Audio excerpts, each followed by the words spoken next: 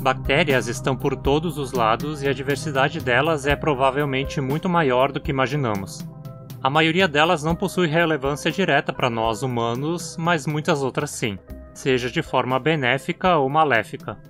Então vem aprender como pronunciar nomes de bactérias. A gente vai focar aqui nas espécies mais relevantes para nós, humanos, muitas das quais você provavelmente já ouviu falar. Antes de começarmos, vamos lembrar mais uma vez como saber onde posicionar a sílaba tônica em nomes científicos.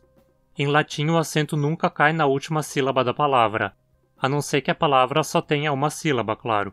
Se ela tem 2 sílabas, o acento cai sempre mesmo na penúltima sílaba. Se a palavra tem 3 sílabas ou mais, o acento vai cair na penúltima sílaba se essa sílaba terminar em consoante ou se tiver uma vogal longa ou um ditongo. Caso a penúltima sílaba não tenha esses requisitos, o acento cai na antepenúltima sílaba. Um dos gêneros mais famosos de bactérias é certamente Bacillus. Aqui a penúltima sílaba é sil, termina em consoante e, portanto, é onde o acento precisa cair. Bacillus. Bacillus em latim significa bastãozinho, um diminutivo de báculos, bastão. Assim, seu significado original é o mesmo de bactéria, pois bactéria vem do grego bacterion, que também é um bastãozinho. Existem várias espécies de bacilos importantes do ponto de vista humano. Uma das mais famosas atualmente é Bacillus thuringiensis. Aqui a penúltima sílaba termina em consoante de novo, de forma que a pronúncia é como paroxítona também. Thuringiensis. Esse nome vem de Turingia, um estado da Alemanha, onde essa espécie foi encontrada pela primeira vez causando uma doença em mariposas. Essa espécie é muito usada para a criação de plantas transgênicas resistentes a pragas agrícolas, como o milho BT, por exemplo, onde BT é uma sigla de Bacillus thuringiensis. Uma espécie proximamente relacionada a essa é Bacillus anthracis, que causa a doença conhecida como antraz ou carbúnculo. Aqui a penúltima sílaba, tra, não tem requisitos para levar o acento, por isso dizemos anthracis. Anthracis significa do antraz ou do carvão, a partir do grego anthrax, carvão. A doença tem esse nome, antraz ou carbúnculo, porque as feridas costumam ser pretas como carvão. Bacillus subtilis é outra espécie importante desse gênero, que é um dos principais organismos modelos atuais entre as bactérias. Aqui a penúltima sílaba, ti, tem um i longo, e por isso leva o acento, subtilis. O latim científico não marca vogais longas, então para saber se uma vogal é longa ou curta, o que resta é aprender a reconhecer os radicais e saber se as vogais neles são longas ou curtas. Uma das formas de você conseguir isso é se inscrevendo no canal e acompanhando meus vídeos sobre latim científico. Outro gênero famosíssimo e próximo de bacilos é Lactobacillus. Existem muitas e muitas espécies importantes para humanos, seja por fazerem parte da produção de alimentos como queijos, kefir e outros, ou por estarem presentes na nossa microbiota, especialmente a intestinal e vaginal. Uma dessas espécies é Lactobacillus acidophilus, o lactobacilo que ama ácido, ou coisas azedas. Aqui a penúltima sílaba é fi, que não tem requisitos para levar acento, então dizemos acidophilus, como proparoxítona. Sempre que você encontrar um nome terminado em filos, a pronúncia vai ser como proparoxítona. Mas você provavelmente ouviu falar em Lactobacillus pela primeira vez com o Yakult, e talvez se lembre de ter lido na embalagem ou visto nos comerciais o nome da espécie, Lactobacillus casei, que muitos pronunciavam como casei nos comerciais.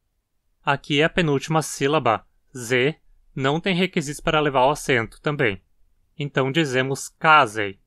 Casei significa do queijo em latim, mas na verdade essa espécie não está mais no gênero Lactobacillus atualmente, mas num gênero novo chamado Lacticaceae bacillus. Um gênero próximo dos bacilos é o gênero Clostridium. Aqui a penúltima sílaba di também não tem requisitos para levar o acento e dizemos Clostridium. Clostridium significa pequeno fuso, fusinho em grego. Esse gênero inclui a espécie Clostridium tetani, que causa o tétano. O tá, no nome, também tem vogal curta. Outra espécie é Clostridium botulino, conhecida por produzir a poderosíssima toxina botulina e causar a intoxicação conhecida como botulismo. Aqui a penúltima sílaba, li, tem vogal longa e precisa levar o acento. Nesse caso, a vogal longa é desse sufixo -inus, que é muito comum para formar adjetivos em latim. Mas esse é um sufixo perigoso, porque ele pode ser também de origem grega, e se for de origem grega, ele vai ter um i curto e forçar a palavra a ser proparoxítona. Para saber se ele é de origem grega ou latina, é só ver se a palavra que está conectada a ele vem do grego ou latim. Aqui, no caso, a palavra é botulus, que significa linguiça em latim. Clostridium botulinum é o fusinho da linguiça, pois a bactéria era originalmente associada a intoxicações causadas por linguiças. Outras espécies próximas dessas com formato de bastão são algumas com formato esférico, como Staphylococcus. O nome significa semente em cachos. Coccus é semente em grego, se referindo ao formato esférico. Staphyle é cacho de uvas, e faz referência ao fato de as células ficarem aglomeradas. A espécie mais famosa desse gênero é Staphylococcus aureus, uma espécie que tem esse nome porque as colônias muitas vezes possuem esse tom amarelado. Essa é uma espécie que faz parte da microbiota natural dos humanos, colonizando a pele e as partes superiores do trato respiratório. Então pode ter certeza que tem milhões dessas celulinhas coladas em você nesse momento. Outro gênero próximo é Streptococcus, que significa algo como semente torcida em grego, e faz referência às células se organizarem em filas que lembram alguma corda torcida ou coisa assim. Uma das espécies mais comuns é Streptococcus pyogenes, que significa formador de pus. Isso porque essa bactéria causa infecções que podem produzir pus mesmo. Uma das infecções mais comuns que ela causa é na garganta, especialmente nas amígdalas. Se você já teve que tomar amoxicilina para se livrar de uma amidalite, provavelmente estava com essa criaturinha crescendo na garganta. O sufixo genes, que significa criador, formador, vai ter um e curto na penúltima sílaba. Então sempre que você encontrar uma palavra terminando em genes, pode pronunciar como uma proparoxítona sem medo. Outra espécie importante desse gênero é Streptococcus pneumoniae, que, como se pode imaginar por esse nome, está relacionada à pneumonia. Ela é de fato uma espécie que vive naturalmente no trato respiratório humano, mas pode causar pneumonia em indivíduos com imunidade baixa. Apesar de em português dizermos pneumonia, com acento na penúltima sílaba, em latim a doença se chama pneumonia, com acento na antepenúltima, pois esse i na penúltima sílaba é curto. Pneumoniae é o genitivo de pneumonia, portanto o nome significa Streptococcus da pneumonia. Mas essa é só uma das várias bactérias que causam pneumonia. Os pulmões parecem ser um ponto turístico bem popular entre bactérias patogênicas. Outra espécie que causa pneumonia, além de outras infecções respiratórias, é a Mycoplasma pneumoniae, uma bactéria resistente a antibióticos e que é parasita obrigatória de humanos. O nome do gênero, Mycoplasma, significa formado como fungo, porque as colônias dessas bactérias crescem de forma semelhante a fungos. Klebsiella pneumoniae é mais uma espécie que pode causar pneumonia em humanos, mas nesse caso ela é uma espécie que vive naturalmente na boca, pele e intestino humanos, mas pode se tornar patogênica se acaba sendo aspirada para dentro dos pulmões. O nome do gênero, Klebsiella, homenageia o microbiologista alemão Edwin Klebs. Se você quer saber mais sobre como homenagear pessoas em nomes científicos, dá uma olhada no meu vídeo sobre esse tema. Klebsiella pneumoniae faz parte das proteobactérias, o grupo mais diverso de bactérias e que inclui muitas espécies famosas. Uma famosíssima desse grupo é Escherichia coli, uma espécie que habita o intestino de mamíferos, incluindo humanos, e que também é um dos mais importantes organismos modelos em pesquisa atualmente. Mas Escherichia não deveria ser Escherichia? Bom, há quem diga Escherichia mesmo, mas esse é mais um gênero que homenageia uma pessoa, o descobridor da espécie, o pediatra alemão Theodor Escherich. Como na pronúncia original a sequência SCH soa como um X, o mais adequado seria pronunciar como um X aqui também. Então, Escherichia. O epíteto coli significa do cólon, por ser uma bactéria que vive no cólon. E quem nunca ouviu falar na Salmonella? Essa é outra bactéria famosa relacionada a infecções alimentares, especialmente relacionadas ao consumo de ovo cru. Isso porque a espécie Salmonella entérica vive no trato intestinal de galinhas, além de outros animais, e pode entrar no ovo antes da formação da casca. O epíteto entérica significa intestinal em grego e faz referência a esse habitat. Sempre que você encontrar a terminação icus ou ica, pode pronunciar como uma proparoxítona, pois esse i é sempre curto. Já no nome do gênero temos a mesma terminação ela de Klebsiella, e novamente aqui o nome homenageia alguém, o veterinário estadunidense Daniel Elmer Salmon. Além das infecções alimentares, essa espécie também é responsável por causar o tifo, mas são diferentes linhagens dela que causam as duas doenças. Talvez você já tenha ouvido falar também na Pseudomonas aeruginosa, uma espécie terrível que possui uma incrível resistência a antibióticos e é uma das principais causas de infecções hospitalares. Muita gente pronuncia o nome do gênero como Pseudomonas, mas esse mo tem um o curto, então a pronúncia adequada é Pseudomonas. Esse nome significa falsa unidade.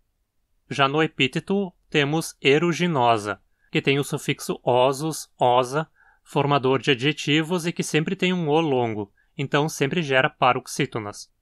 Eruginosa significa com cor de verde-gris, a ferrugem do cobre, com aquela cor esverdeada, e se refere ao fato de as colônias dessa bactéria e o pus que ela produz terem geralmente uma cor verde.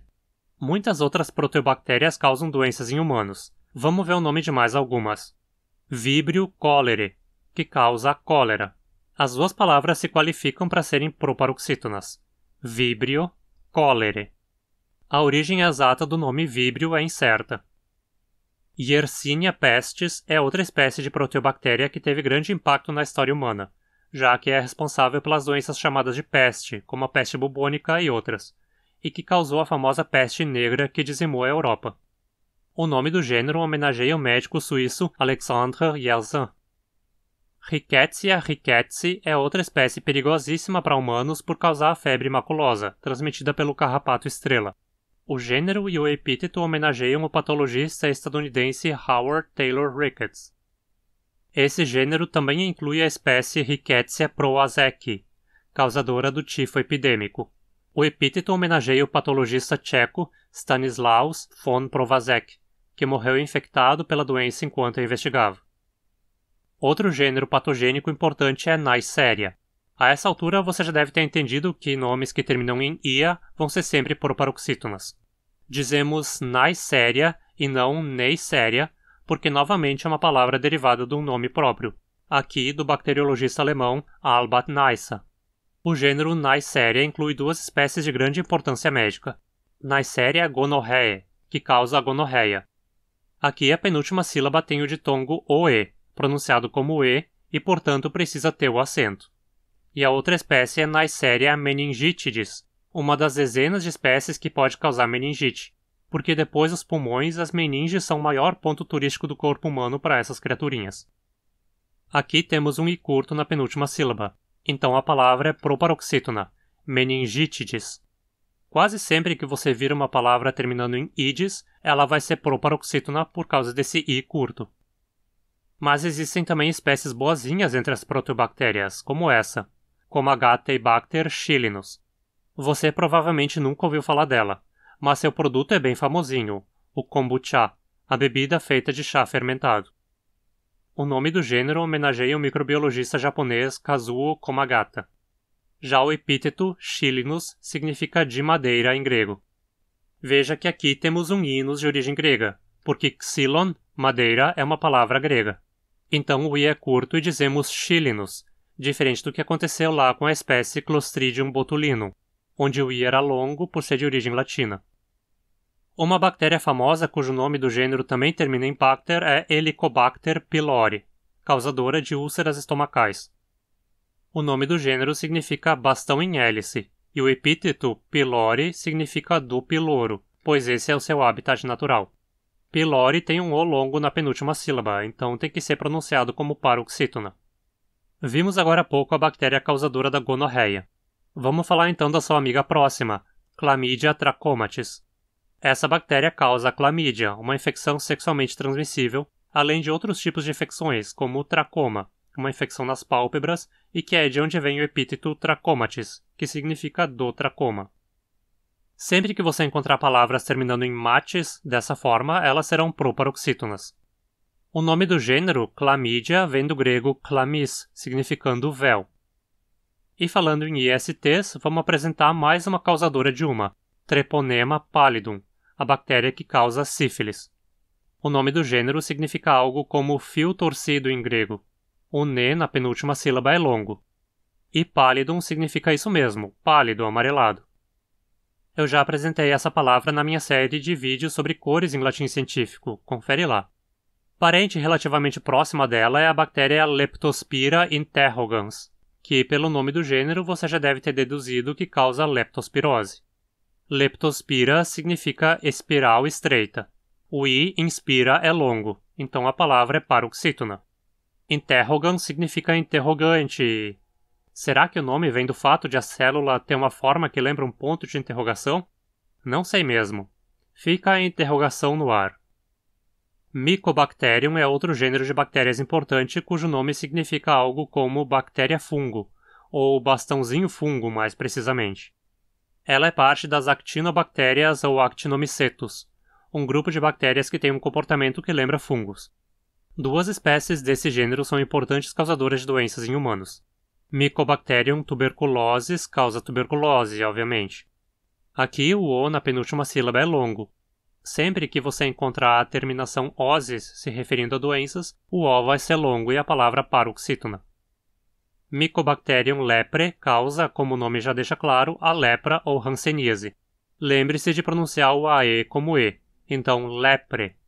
Não diga leprae e nem lepri, mas lepre. Outro actinomiceto patogênico é Corynebacterium diphtheriae, que, como o epíteto deixa óbvio de novo, é causador da difteria. Assim como com a pneumonia, apesar de em português pronunciarmos como uma paroxítona, difteria, em latim dizemos diphtheria, e portanto diphtheriae aqui. O I afinal é curto. Corynebacterium significa bactéria clava, ou bastãozinho clava. Mas chega de falar de bactérias patogênicas, a gente já viu uma caralhada delas aqui. Existem muitas actinobactérias importantíssimas para humanos de maneira positiva. Um exemplo é Bifidobacterium bifidum, que tem esse nome porque se ramifica, bifurca.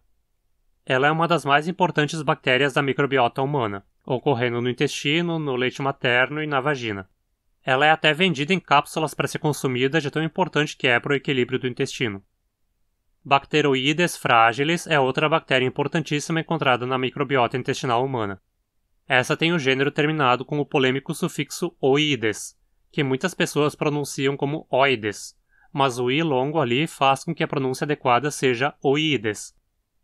Esse é o mesmo sufixo que temos no português em palavras terminadas em oide, como humanoide, por exemplo. Eu só não sei por que em tantas línguas se optou por essa pronúncia oide, quando oide seria o esperado. O epíteto específico fragilis, com I curto na penúltima, significa frágil, quebradiço. E para encerrar, a gente não pode deixar de fora a bactéria Thermus aquaticus. Ela não é uma bactéria patogênica nem parte da nossa microbiota, mas sem ela nossos estudos de biologia molecular não seriam metade do que são. Essa espécie é oriunda de fontes termais e uma enzima sua é usada nos processos de sequenciamento de DNA, a Taq polimerase. E a pronúncia é facinha, né? Thermus só tem 2 sílabas, então só pode ser paroxítona. Aquáticos termina em icus, então só pode ser proparoxítona. E aí, você já conhecia todas essas bactérias? E das que conhecia, pronunciava o nome corretamente? Teve alguma espécie importante que você acha que ficou de fora? Deixa aí nos comentários. E se você gostou do vídeo, deixa o seu joinha e se inscreva no canal e ative as notificações para acompanhar os próximos vídeos de latim científico que saírem por aqui. Você pode apoiar esse canal também através de doações via Pix ou PayPal. Você pode doar o valor que quiser e puder. Qualquer realzinha é muito importante para que eu possa seguir dedicando tempo para produzir conteúdo novo. Outra forma de contribuir com o canal é compartilhando esse vídeo para que ele atinja mais pessoas. Obrigado e até mais!